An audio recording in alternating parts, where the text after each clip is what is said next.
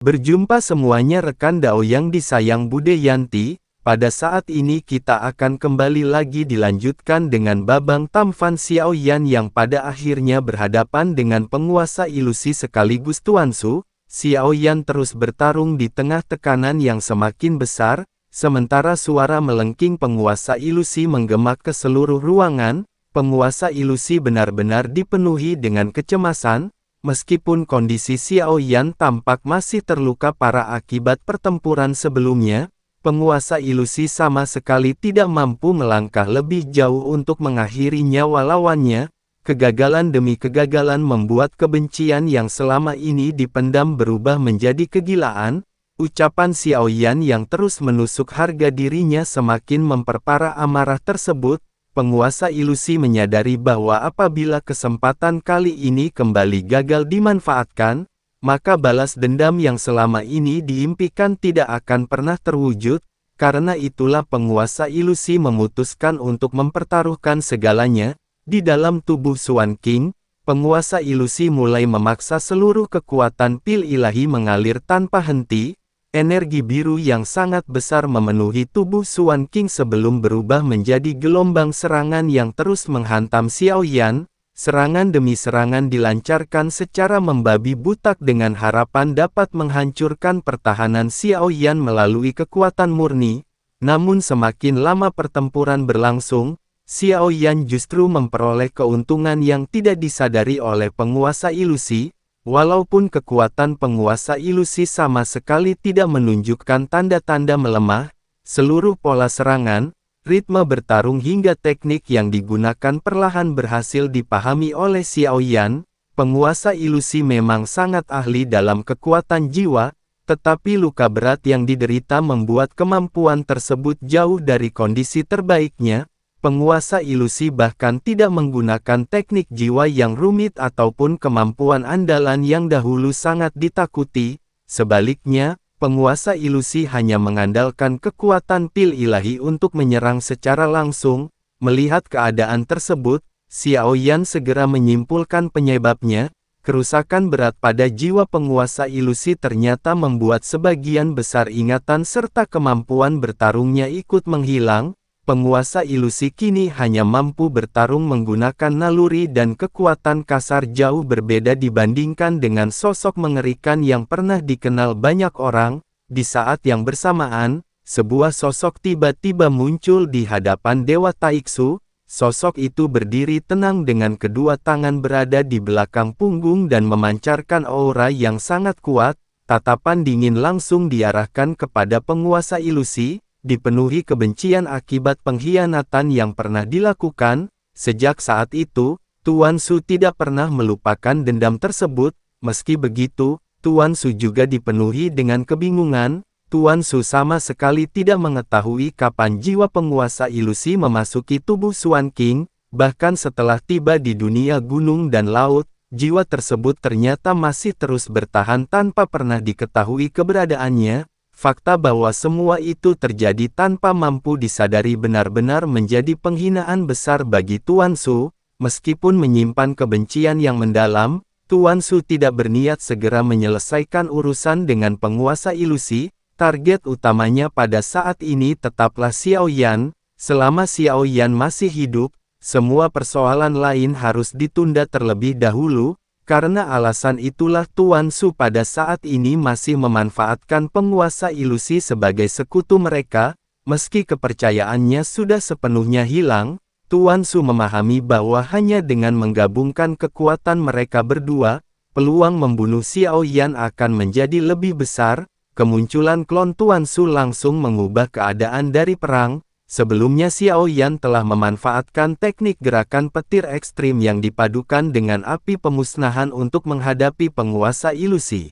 Dari luar, Xiaoyan tampak berada di dalam posisi yang sangat terdesak, namun sebenarnya seluruh tindakan tersebut hanyalah bagian dari rencana Xiaoyan untuk mengamati kelemahan lawan. Hanya saja waktu yang dimilikinya sudah hampir habis hingga Xiaoyan tidak lagi bisa terus bertahan. Di sisi lain, Tuan Su pada akhirnya bergerak terlebih dahulu, tanpa menggunakan teknik yang rumit. klon tersebut langsung melepaskan aturan kegelapan paling murni, aura kegelapan pekat menyapu segala arah, membawa kekuatan yang mampu melahap apapun di jalurnya. Ruang gerak Xiao Yan juga perlahan ditutup sehingga tidak memiliki banyak pilihan untuk menghindar. Melihat kesempatan itu, penguasa ilusi pun segera bertindak. Aura biru menyerupai kabut hantu keluar dari mulut serta hidung Suan King. Kekuatan jiwa yang biasa tidak terlihat kini berubah menjadi energi nyata yang langsung menyelimuti tubuh Xiao Yan. Serangan gabungan keduanya datang hampir bersamaan dan menjebak Xiao Yan tepat di tengah benturan. Dua kekuatan mengerikan. Gelombang ledakan yang tercipta membuat ruang di sekitarnya dipenuhi dengan riak dahsyat hingga Xiao Yan seolah menjadi perahu kecil yang terombang-ambing di tengah badai besar. Tidak jauh dari sana, Suan Huang masih duduk bersila sambil memulihkan luka-luka yang dideritanya. Anehnya, wajah Suan Huang sama sekali tidak menunjukkan kekhawatiran. Sebaliknya, Suan Huang justru yakin bahwa Xiao Yan baru saja memperlihatkan kesungguhan dalam bertarung. Menurut penilaian Suan Huang, semua tindakan Xiao Yan sejak awal hanyalah strategi untuk memahami kemampuan kedua lawannya sebelum memberikan serangan balasan. Bahkan setiap darah yang dimuntahkan Xiao Yan dan setiap langkah mundur yang dilakukan dianggap sebagai bagian dan perhitungan yang sangat matang. Di mata Suan Huang, Xiao Yan benar-benar seperti seorang ahli strategi yang telah menyiapkan jebakan mematikan sejak awal pertempuran. Keyakinan berlebihan Suan Huang membuat Huo Zixia tidak dapat menahan tawa. Huo Zixia menggoda Suan Huang dengan mengatakan bahwa kekaguman tersebut sudah terlihat seperti perasaan cinta kepada Xiao Yan. Mendengar hal itu, Suan Huang segera membantah sambil menjelaskan bahwa semua itu hanyalah rasa kagum terhadap kemampuan luar biasa Xiao Yan. Tatapan Suan Huang tetap dipenuhi dengan kepercayaan tanpa sedikit pun keraguan. Saat ini ia seolah sedang menyaksikan seorang pemain catur yang sedang menggiring lawannya menuju langkah terakhir yang telah dipersiapkan. Sementara itu, di tengah badai serangan yang terus mendekat, tubuh Xiao Yan tiba-tiba memancarkan cahaya menyala. Saat seluruh serangan hampir mengenainya, mata Xiao Yan memancarkan kilatan tajam. Xiao Yan akhirnya berhenti menahan api pemusnahan di dalam tubuhnya. Dalam sekejap lautan api merah meledak seperti gunung berapi yang telah lama tertahan. Api tersebut tidak lagi hanya melindungi tubuh Xiao Yan, tetapi menyebar ke segala arah dalam ledakan melingkar yang sangat dahsyat. Niat pemusnah yang terkandung di dalamnya mampu menghancurkan kehidupan sekaligus memusnahkan seluruh energi yang disentuh. Xiao Yan kemudian mengangkat satu jari sebelum melepaskan seberkas cahaya merah tua menuju aturan kegelapan milik klon Tuan Su. Dentuman menggelegar langsung memenuhi langit. Berbeda dengan kekuatan benturan sebelumnya, cahaya merah itu menghancurkan seluruh aturan kegelapan layaknya matahari yang mencairkan bongkahan es. Energi kegelapan langsung terkoyak dan musnah tanpa mampu memberikan perlawanan sedikit TP. Pada saat yang sama, penguasa ilusi kembali menyerbu dari sisi lain sambil mengayunkan tinju ke arah Xiao Yan. Kali ini Xiao Yan tidak lagi memilih bertahan. Xiao Yan mengepalkan tinju dengan erat, sementara api pemusnahan menyelimuti seluruh lengan. Dalam pandangan Xiao Yan, Suan King yang berada di hadapannya sudah dianggap sebagai penguasa pemusnahan sehingga Xiao Yan sama sekali tidak menunjukkan belas kasihan. Kedua sosok itu pun bertabrakan dengan dahsyat di udara. Tinju mereka saling beradu berkali-kali seperti hujan meteor yang tidak pernah berhenti. Tinju Xiao Yan dipenuhi dengan cahaya merah api pemusnahan, sementara tinjuan King memancarkan cahaya biru terang. Benturan demi benturan terus terjadi tanpa jeda, tetapi kini Xiao Yan tidak lagi menghindar maupun menangkis. Setelah memahami ritme serta kelemahan lawannya, Xiao Yan akhirnya melepaskan seluruh kekuatan yang selama ini ditahan. Setiap benturan membuat api pemusnahan meledak di antara dua tinju mereka hingga seluruh serangan penguasa ilusi berhasil dipatahkan. Setelah menemukan momen yang tepat, Xiao Yan langsung mengerahkan 82 tinju Dewa Surgawi. Setiap pukulan berubah seperti meteor merah yang membawa kekuatan penghancur yang luar biasa. Salah satu pukulan akhirnya menghantam dada Suan King dengan telak. Dalam pertarungan teknik jarak dekat, penguasa ilusi memang bukan tandingan Xiao Yan. Tubuh Suan King langsung terpental jauh ke belakang. Meski armor Dewa Void masih melindungi tubuh tersebut, suara retakan tulang tetap terdengar jelas dari dalam. Begitu berhasil memukul mundur penguasa ilusi, tubuh Xiao Yan langsung bergerak menggunakan kilatan petir menuju klon Tuan Su. Dalam sekejap, Xiao Yan telah mundur tepat di hadapan lawan sebelum mengayunkan tamparan yang dipenuhi api pemusnahan. Klon Tuan Su berusaha mengangkat tangan untuk menahan serangan tersebut, tetapi pertahanan itu langsung dihancurkan. Tubuh klon Tuan Su terpental jauh sambil memuntahkan beberapa suap darah. Melihat klonnya dikalahkan dengan begitu mudah, Tuhan membelalakan mata karena tidak menyangka perbedaan kekuatan mereka sebesar itu. Saat klon Tuan Su baru saja berusaha bangkit kembali, Xiao Yan sudah muncul di belakangnya. Tangan Xiao Yan langsung mencengkeram kelapak klon tersebut dengan niat menghancurkan dalam satu serangan.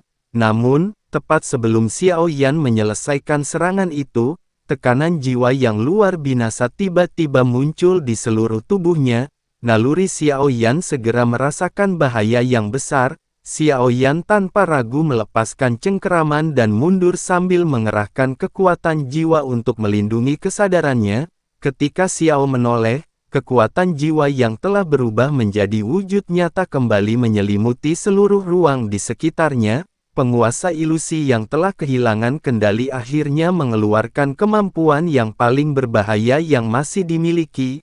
Ia bertekad memusnahkan Xiao Yan menggunakan teknik jiwa terkuat sebagai kartu truf terakhirnya. Jeritan tajam yang dipenuhi kegilaan dan keputusasaan tiba-tiba menggemak di seluruh medan pertempuran ketika penguasa mimpi mengaktifkan teknik pengikat jiwa. Di kedalaman ingatan penguasa mimpi yang telah hancur akibat luka parah pada jiwanya, teknik rahasia yang hanya bisa dilepaskan dengan mengorbankan esensi jiwa akhirnya meledak. Dalam sekejap gerakan Xiao Yan yang hampir menghancurkan kepala klon Tuan Su mendadak terhenti. Kekuatan jiwa yang dingin dan tak kasat mata mengembun menjadi 4 rantai jiwa berwarna biru pucat yang langsung membelit kedua pergelangan tangan dan kedua pergelangan kaki Xiao Yan. Rantai itu bukan hanya mengunci tubuh Xiao Yan, tetapi juga menyegel jiwa Xiao Yan secara bersamaan. 4 kekuatan besar menarik tubuh Xiao Yan ke belakang hingga tubuh Xiao Yan seolah terpaku di udara tanpa mampu bergerak sedikit pun. Melihat kesempatan itu muncul, klon Tuan Su segera memanfaatkan keadaan. Klon Tuan Su yang hampir kehilangan kepala akibat serangan Xiao Yan dipenuhi kebencian karena menyadari bahwa satu serangan lagi sudah cukup untuk menghancurkan dirinya sepenuhnya. Meski belum mati, klon itu tahu kekuatan tempurnya sudah menurun drastis. Klon Tuan Su segera mengangkat kedua tangan sambil memadatkan aturan kegelapan di ujung jarinya. Energi hitam pekat berputar membentuk pusaran yang mengeluarkan tekanan yang mengerikan sebelum melesat lurus menuju dada Xiao Yan seperti seekor ular hitam. Dalam sekejap aturan itu langsung menembus dada Xiao Yan hingga menciptakan lubang sebesar kepalan tangan. Luka tersebut bukan sekedar luka biasa karena energi kegelapan terus menyebar ke seluruh tubuh Xiao Yan sambil berusaha melahap kekuatan kehidupan yang tersisa. Tubuh Xiao Yan pun seketika langsung bergetar hebat. Darah emas menyembur keluar dari mulut Xiao Yan sementara rasa takut luar biasa memenuhi seluruh tubuhnya. Dalam keadaan tubuh tersegel dan tak mampu bergerak, Xiao Yan mulai merasakan ancaman kematian yang belum pernah dirasakan sebelumnya. Sementara itu, di bawah langit pertempuran, Xuan Huang yang masih duduk memulihkan luka segera membuka mata dengan penuh keterkejutan.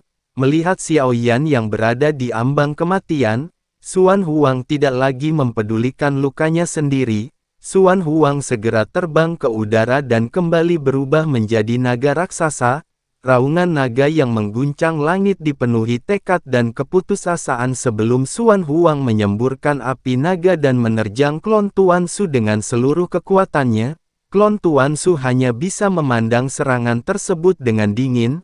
Klon itu menganggap Xuan Huang hanyalah makhluk lemah yang tidak layak diperhitungkan. Dengan satu kibasan tangan, sebuah bola cahaya hitam meluncur lurus ke arah Xuan Huang.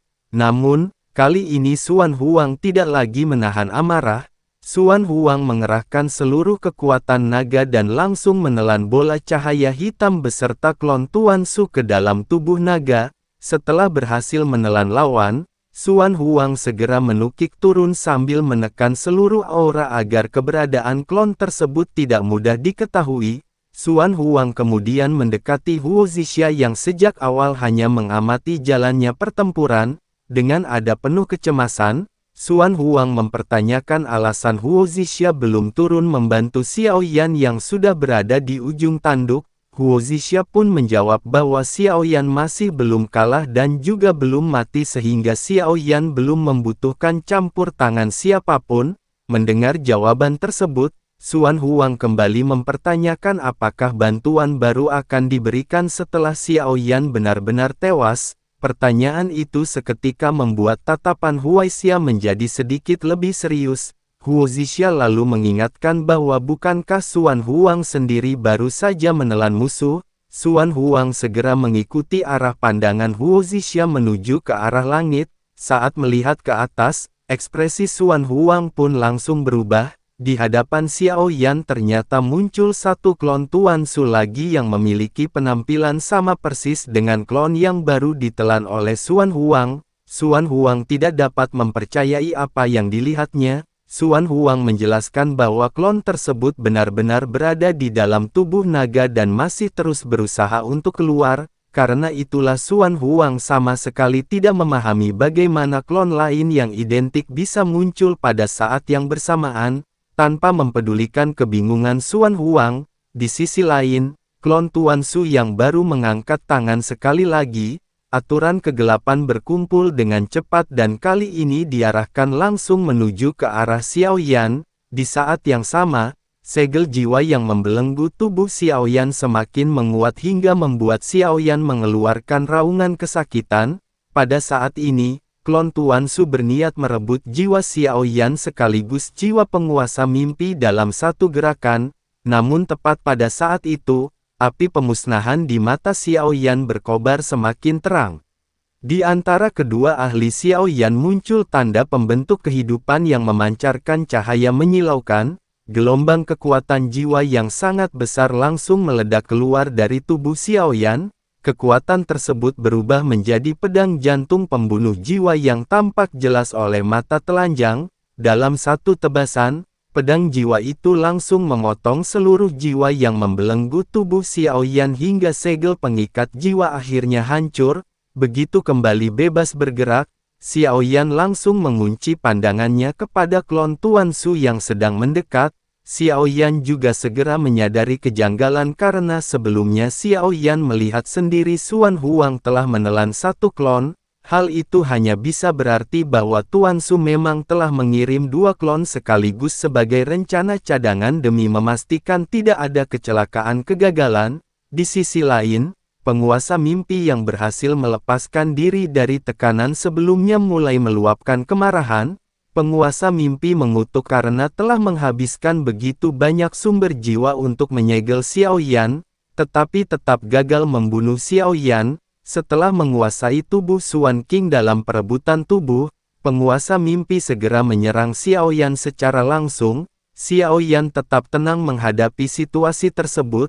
Pedang jantung pembunuh jiwa langsung diarahkan menuju klon Tuan Su, sementara Xi Yan sendiri berbalik menghadapi Xuan King.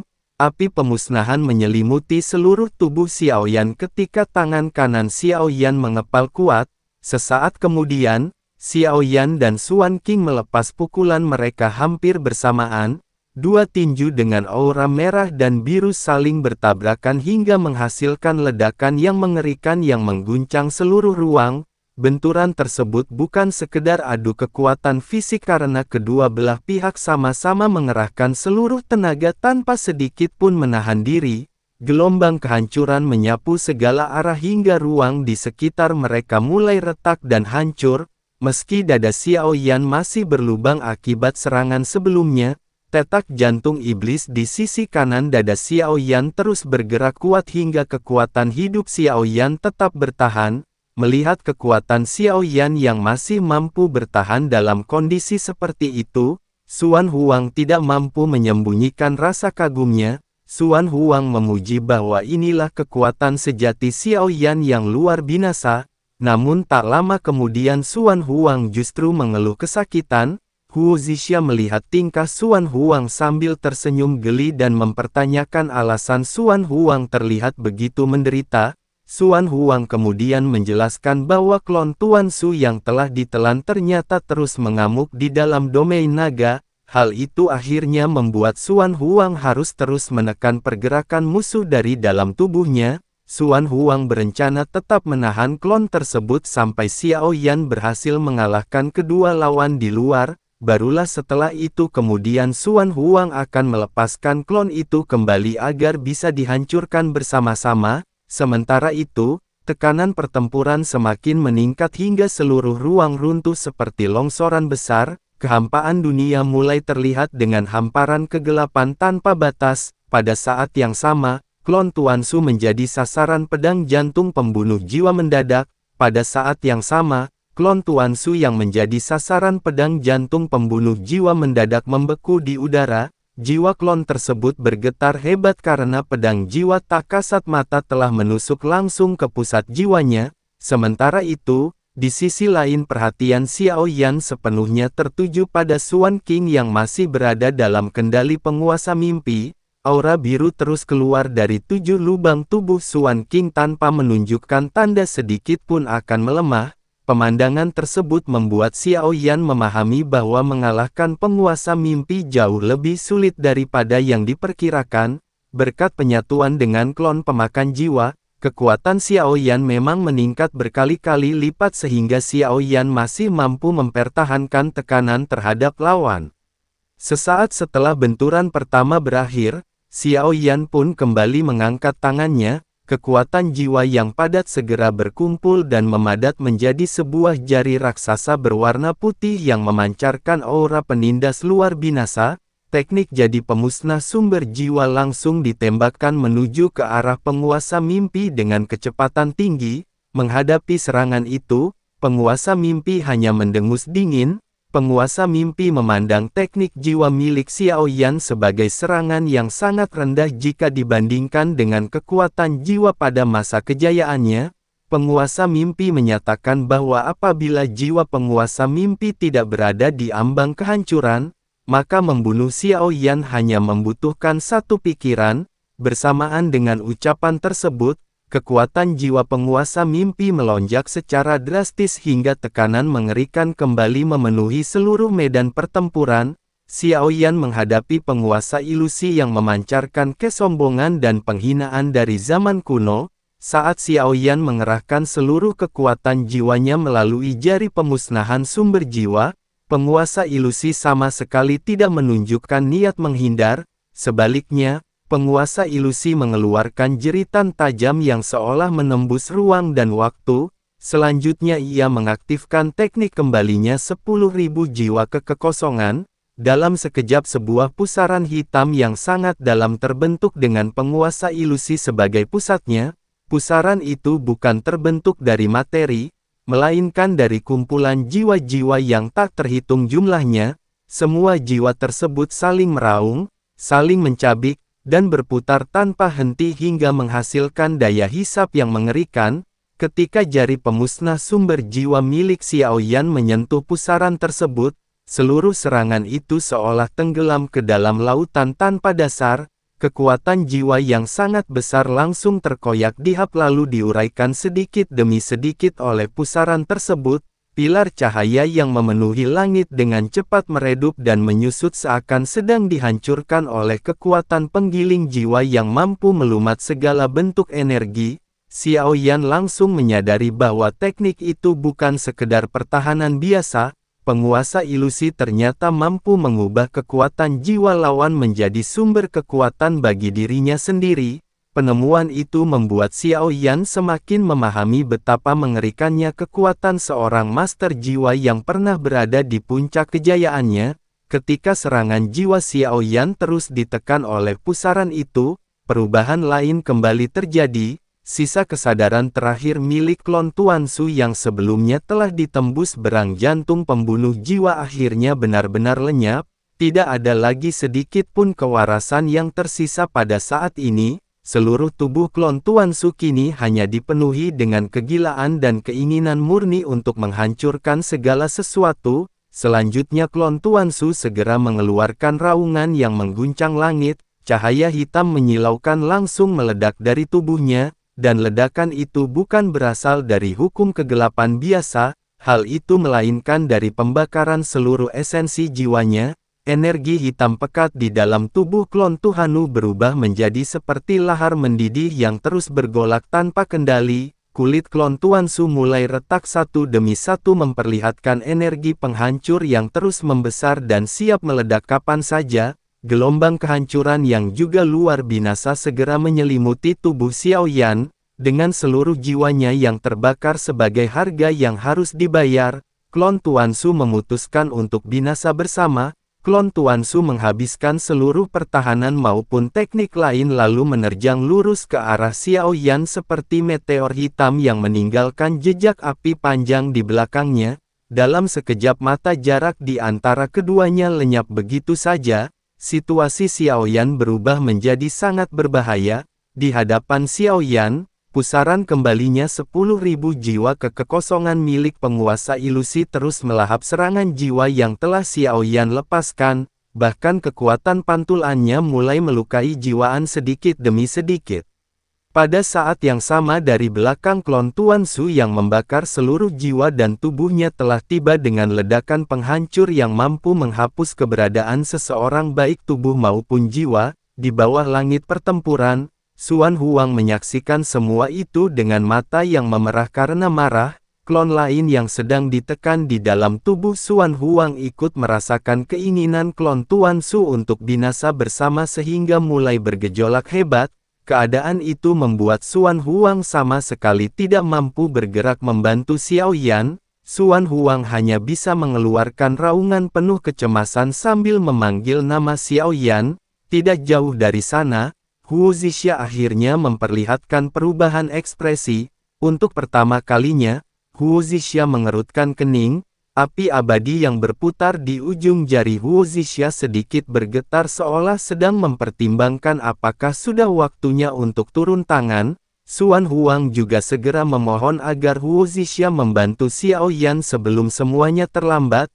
Namun, Hu Zixia pada saat ini masih tetap tenang. Hu Zixia menjelaskan bahwa Xiao Yan belum pernah meminta bantuan sehingga Hu Zixia tidak memiliki alasan untuk ikut campur.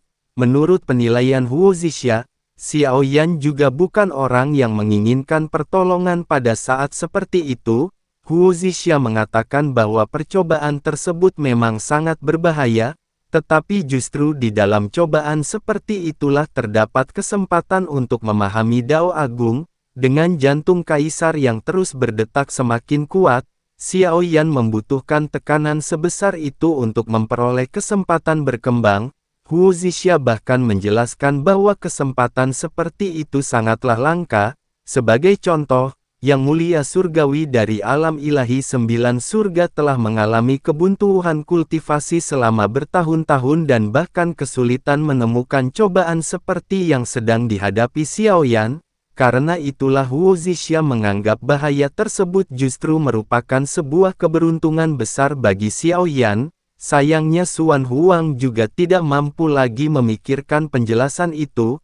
Rasa sakit yang hebat tiba-tiba muncul dari dalam tubuh Xuan Huang. Klon Tuan Su lain yang sebelumnya telah ditelan ternyata juga memilih membakar jiwanya dan mencoba meledakkan diri di dalam tubuh naga tersebut. Xuan Huang pun segera membuka mulutnya lebar-lebar dan memuntahkan klon Tuan Su keluar. Xuan Huang menyadari bahwa jika ledakan itu dibiarkan terjadi di dalam tubuhnya, Xuan Huang pasti akan tewas atau setidaknya mengalami luka yang sangat parah. Sementara itu, di sisi lain, Xiao Yan merasakan jantung kaisar di dalam dadanya berdetak semakin keras. Naluri Xiao Yan memberi peringatan bahwa bahaya yang sedang dihadapi benar-benar di luar batas. Xiao Yan memahami bahwa berturan akibat serangan jiwa yang terus dilahap penguasa ilusi maupun ledakan penghancuran diri dari klon Tuan Su masing-masing sudah cukup untuk membuat Xiao Yan terluka parah hingga berada di ambang kematian. Jika kedua ancaman itu datang bersamaan, peluang bertahan hidup hampir tidak ada sama sekali. Namun Xiao Yan tidak memiliki pilihan untuk mundur. Xiao Yan memahami bahwa mundur hanya akan membawa kematian yang pasti. Luka besar di dada Xiao Yan hampir pulih sepenuhnya, sementara jantung baru yang telah tumbuh kembali mulai berdetak seperti genderang perang. Suara jantung kaisar kembali menggema dari dalam tubuh Xiao Yan. Xiao Yan mengetahui bahwa jika mampu menerobos ke tingkat kelima alam jantung kaisar pada saat itu juga keadaan mungkin akan berbalik, akan tetapi melakukan terobosan di tengah pertempuran hampir mustahil dilakukan sehingga Xiao Yan tidak berani menggantungkan harapan pada kemungkinan tersebut. Pada saat itulah Xiao Yan merasakan sebuah kekuatan yang selama ini tersembunyi mulai bergejolak. Kekuatan tersebut merupakan berkah pertama yang pernah diberikan Raja Iblis Mosu, yaitu benih pemakan iblis. Xiao Yan belum pernah menggunakannya karena memahami resiko yang terkandung di dalam kekuatan tersebut, akan tetapi dalam keadaan hidup dan mati seperti sekarang, Xiao Yan tidak lagi memiliki pilihan lain. Xiao Yan segera menghubungkan kesadarannya dengan energi aneh yang berada jauh di dalam tubuhnya. Sesaat kemudian, aura yang sangat mendominasi sekaligus menyeramkan meledak keluar dari tubuh Xiao Yan dan langsung menelan seluruh aura di sekitarnya. Mata Xiao Yan perlahan berubah menjadi hitam sepenuhnya tanpa menyisakan bagian putih sedikit pun. Aura Xiao Yan menonjol sementara gigi-gigi tajam mulai tumbuh dari mulutnya. Penampilan Xiao Yan berubah drastis tetapi kesadaran Xiao Yan tetap jernih dan tidak kehilangan kendali sedikit. Tanpa ragu, Xiao Yan langsung berbalik menghadapi klon Tuan Su yang sedang menerjang. Xiao Yan memilih menyambut serangan itu secara langsung. Pada saat kedua sosok bertabrakan, tubuh klon Tuan Su langsung hancur berkeping-keping bersama dengan seluruh jiwanya. Klon Tuan Su benar-benar mengorbankan segalanya demi melenyapkan Xiao Yan. Ledakan dahsyat segera mengguncang langit, kabut darah memenuhi seluruh area dan langsung menelan sosok Xiao Yan hingga keberadaan Xiao Yan tidak lagi terlihat. Di saat yang sama, jauh di wilayah surga barat, tepatnya di atas bintang penakan iblis yang seluruh permukaannya berwarna hitam pekat, sebuah kepala putih melayang perlahan di dalam gua yang dipenuhi berbagai segel. Mata kelapa tersebut perlahan terbuka, memperlihatkan cahaya hitam yang menyeramkan. Kelapa itu tidak lain dan tidak bukan adalah Raja Iblis Mosu. Raja Iblis Mosu tertawa puas setelah merasakan benih pemakan iblis akhirnya digunakan oleh Xiao Yan. Raja Iblis Mosu memahami bahwa Xiao Yan pasti sedang menghadapi krisis yang besar. Menurut Raja Iblis Mosu, jika bantuan diberikan pada saat itu, hubungan karma di antara mereka akan semakin kuat dan Xiao Yan pada akhirnya pasti akan datang ke surga barat untuk menyelamatkan Raja Iblis Mosu. Sementara itu, di sisi lain gua, sebuah lengan putih yang terpisah dari tubuh perlahan bergerak, meskipun salah satu jarinya telah menghilang. Kuku-kuku panjang pada lengan tersebut masih mampu merobek kehampaan. Retakan yang tercipta bukan hanya membelah ruang, tetapi juga mengoyak lapisan ruang dan waktu sedikit demi sedikit. Raja Iblis Mosu kemudian menyatakan bahwa sejak Xiao Yan menggunakan benih pemakan iblis yang pernah diberikan, Raja Iblis Mosu mampu merasakan lokasi Xiao Yan dengan sangat jelas. Karena itulah Raja Iblis Mosu memutuskan untuk memanfaatkan kesempatan tersebut dan menekan iblis yang sedang mengancam Xiao Yan.